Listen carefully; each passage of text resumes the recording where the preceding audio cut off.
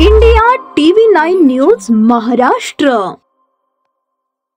सोलापूरच्या ST stand मधील restroom मध्ये वादाचा प्रकार घडला असून एकाला मारहाण करून त्याच्या अंगावर मटणाची उकळती भाजी फेकून जखमी केल्याने संबंधित इसमाविरोधात फौजदार जावळी पोलीस ठाण्यात गुन्हा दाखल झाला आहे।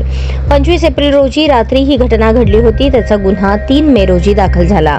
कुंदन विजय डांगे राहणार गोलेगाव तालुका लोहा जिल्हा नांदेड याच्यावर गुन्हा दाखल करण्यात आला असून पिराजी बाबूराव गीते व 41 राहणार कासुर्डी खेडेवाडे तालुका भोर जिल्हा पुणे यांनी फिर्याद दिली आहे।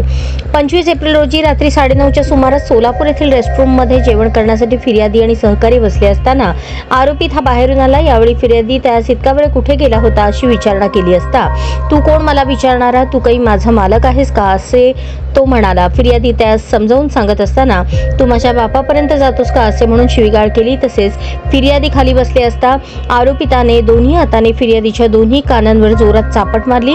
आज मटणाची भाजी कशी खातो ते बघतोच असे म्हणून रुमालाने भाजीचे भांडे फिर्यादीच्या दिशेने टाकताना फिर्यादीच्या उजव्या हाताने बचाव करताना गरम भाजी फिर्यादीच्या उजव्या हातावर, छातीवर आणि पाठीवर भाजून गंभीर जखमी केले।